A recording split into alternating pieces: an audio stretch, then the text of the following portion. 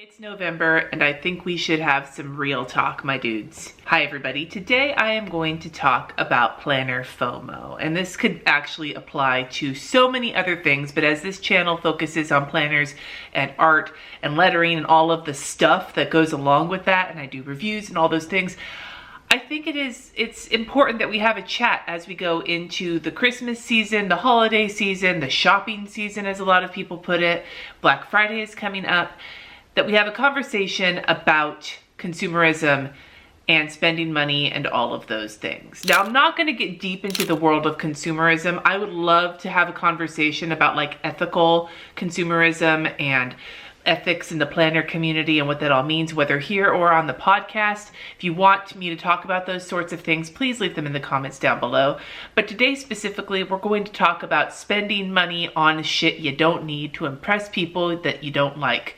That's a paraphrase quote from Fight Club. And before I get into it, I want to quickly shout out that my latest Skillshare class is available, all about 10 different ways to be creative in less than 10 minutes a day with minimal supplies, skills, and time. It actually does not encourage you to buy anything new, but to use a lot of stuff you probably already have. So if you're interested in checking that out, the link is in the description down below. One of the things that happens multiple times per year in our community is big sales, whether they are collaborative sales where a bunch of shops get together to do one big sale. I can think of the Wild for Planners collab sale, the Planner Boss sale. There's a whole bunch of them that happen. There is also holidays where people have sales, and then there's just regular sales that happen all the time. I understand why the sales happen all the time. There is a shit ton of shops out there in the planner community that sell stickers and planners and pens and all of the things. There's a lot of shops, and to get seen, sales are a way to do it. Now, I don't know how that really like meshes with profitability for these shops. And again, this can go into the ethics of shopping and do you shop only when stuff is on sale and blah, blah, blah. But again, that's not really what we're talking about here. But if anything you hear in this video is something you want me to expand upon, feel free to leave it in the comments below. I would say that the biggest thing that really kind of blows up to me in terms of consumerism and in terms of things that can really like ignite this like buy, spend mentality in our community, there are three things I think that really trigger it. The first one is Black Friday. Now, I have no room to talk. I have been trying to open a print shop selling prints of flowers of mine that I'm calling fuckery flowers for a couple months now, and because of other reasons I haven't been able to open it. So I am going to open it on Black Friday weekend. Stay tuned for more. So in some ways you could call me a hypocrite on all this conversation, but let's be fair. If you take all of the collaborative shops, all of the shop sales, all of the random sales throughout the year, and you combine them all into one, Black Friday seems to be like the fucking Armageddon of spending, not just for plannership, but for all of the shit. So that's one thing. The second thing is Happy Planner launch season. Now, every planner company has a launch season. Companies have launch seasons, but I feel very strongly that the Happy Planner launch cycle is the most hardcore of them all because they release so much shit every time. If you follow the makeup community, I swear to God, the counterpart in the makeup community is probably ColourPop. ColourPop releases something every week. Happy Planner doesn't release every week, but when they do release, they release like metric shit tons of stuff, and people fan out across all the Michaels and Joannes and Hobby Lobbies in the world to try and find all of the things, and it becomes an event, and by the time all the shit's been bought, the next release is here. So there's that. The third kind of situation is when something gets really trendy. It's happened with B6 Traveler's notebooks. I remember when the little tiny Traveler's notebooks were a thing, and the current craze is the Hobonichi Weeks and tangentially the Printpressions Weeks planner that's like the Hobonichi but different paper and other shit. The cycle with those always goes, something gets trendy, people start buying it, lots of people start buying it, other people start offering their versions of it, sticker shops start offering all of the stickers in sizes that are geared for that, even though a lot of stickers they make could probably already get used that way, but they're not marketed that way, and there just becomes lots and lots of people all buying this one thing, which just drives another wave of consumerism. So the trendy things, the Happy Planner launches, Black Friday, none of these are bad in and of themselves. The problem comes when we don't stop and check ourselves when we're opening our wallet. So what I'm gonna do is give you my strategy. I actually have pretty decent willpower. I do buy things to review for the channel, but when it comes to buying things on impulse or whatever the case may be, I've managed to get fairly good at not doing that.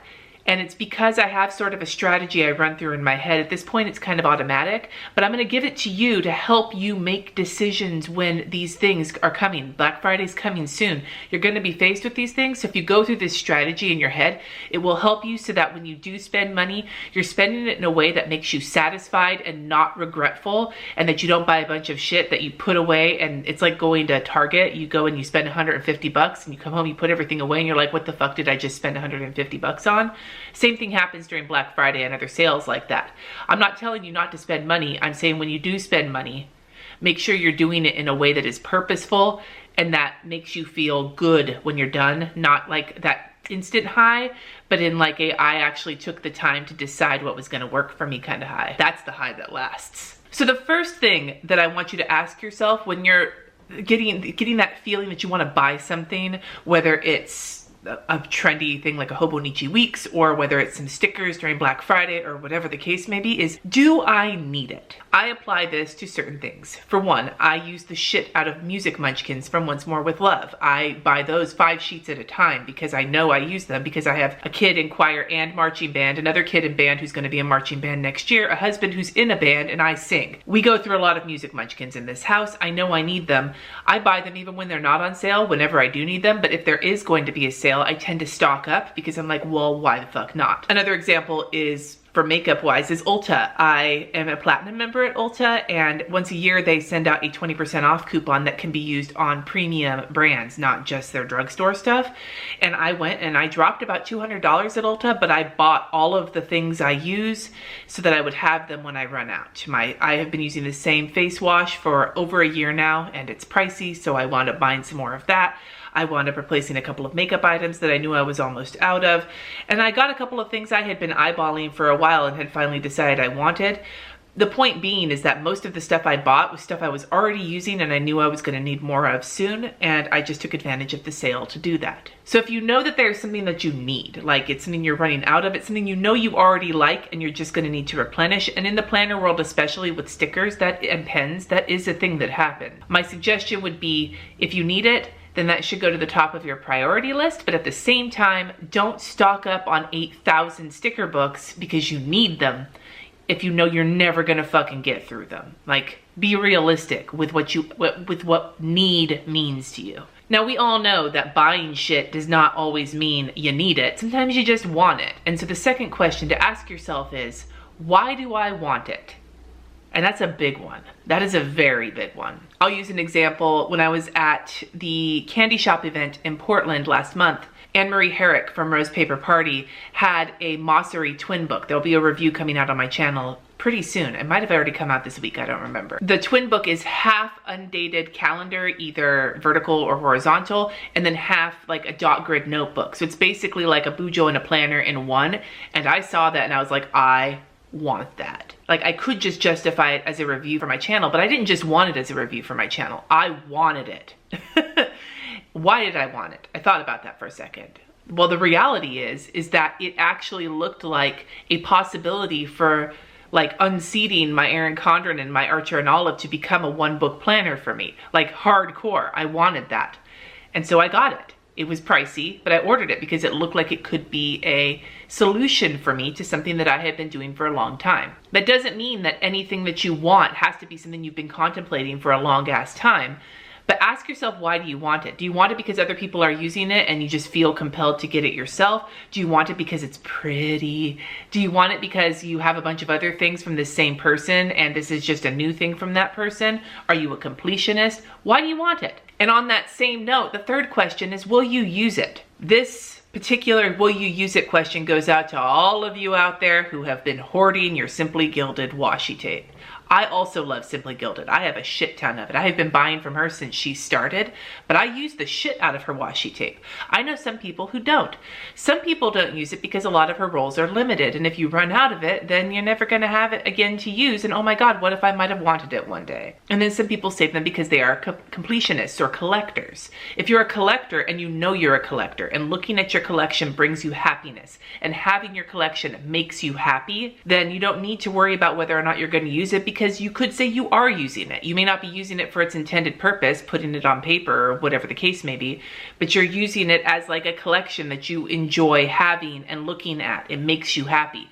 But if you don't use it out of some sense of worry or guilt, and then you have it and that just makes you have more guilty feelings, then maybe you shouldn't bring it into your life in the first place. Or maybe you should, but then actually fucking use it and just know it'll be gone. But if you ever want to look at it, go flip through your old planners and see it in use. You'll be able to see it in more places than just on a roll. This has been like a hardcore thing for me. Like, it drives me batty when people buy shit because they're like, oh, I need to have that, but then they don't use it because what if I run out? Motherfucker, use it or don't buy it.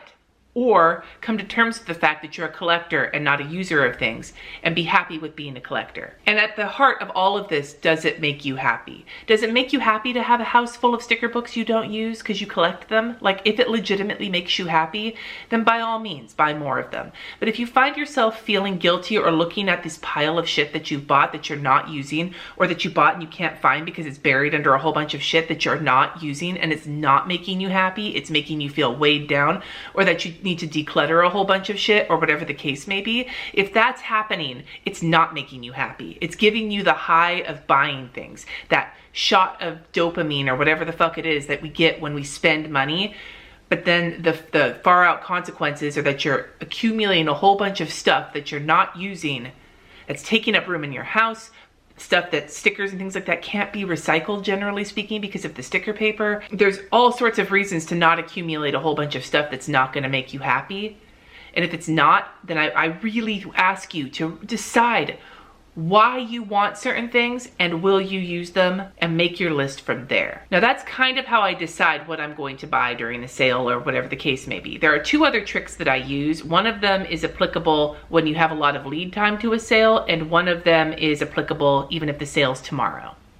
The long lead time one is, if I really want something and I want it, I try to not buy it for at least a month. I give myself at least 30 days of not buying it. If I still want it at the end of 30 days, if I still really want it or I want it more, then I really did want it. But if it was just me wanting something in the moment because somebody else had it and it didn't like hang out and like get in my head, and like I was dreaming about it and like every day checking the website to see what the price was, and I've done this before with things. If that's happening, I really want it. If it's not happening, it was probably me just feeling FOMO when I was looking at something. For a lot of purchases, especially bigger purchases, give yourself at least a month between when you first know you want it and when you're willing to buy it. Because A, it'll give you time to put some money away for it, and B, it'll really help you know if it's something you really do want or not. The second tip I have is set a budget. This is how I get through sales. This is how I've gotten through the collab sales, when I've actually gone and bought a lot of shit instead of just buying some music munchkins and just calling it a day. What I do is I set a budget. I say, this is how much I absolutely can spend, including taxes, including shipping, including all of that. I did that when I went to Ulta with my 20% off coupon. I did it last year at the Wild Collab sale. This year I don't think I got anything because I didn't need anything. I set a threshold. This is how much I can spend total. And then what I'll often do is I'll cruise the shops I really want to check out, and I'll make myself a little list, as in like, okay, I have this much money to spend that I've set aside for this, and I have looked at these shops, and these are the things I absolutely want. And then if I have a little money left over and I want to pick up something on impulse, I'll pick up something on impulse. But I go into it with a plan. Now, I don't know if all of you can set yourself those kinds of boundaries and stick to them. Part of the reason I was able to stick to them so hard was because I treated it like a game. I like to win. I like to feel like I get a gold star for something. And for me, the challenge was staying under the budget. Can I get the things I want and stay under the budget using all of this? And when I stayed under the budget, it felt like a victory. The stuff was awesome, but the victory was staying under my budget. If that's how you think about it that way. If that's not how you think, find another way to treat your budget for a sale or your list for a sale that makes it feel like it's not a boundary or a burden, but that it's a challenge to be met, that it's something exciting. Like, I get to spend this much money. Change how you think about it so that that budget doesn't feel constrictive and you're not as likely to blow it. I hope that these tips have helped you. I know that not everybody thinks the way that I do, and so these tips can't always be exactly perfect for me the way they might be for you. But I'd love to hear from you in the comments below any tips you have for people who wind up spending way too much money because they see somebody else have something, or they get swept up in all of the releases, or whatever the case may be. If you have any tips for people, let me know in the comments down below. Thank you so much for watching. Subscribe if you haven't already, and I will see you in my next video.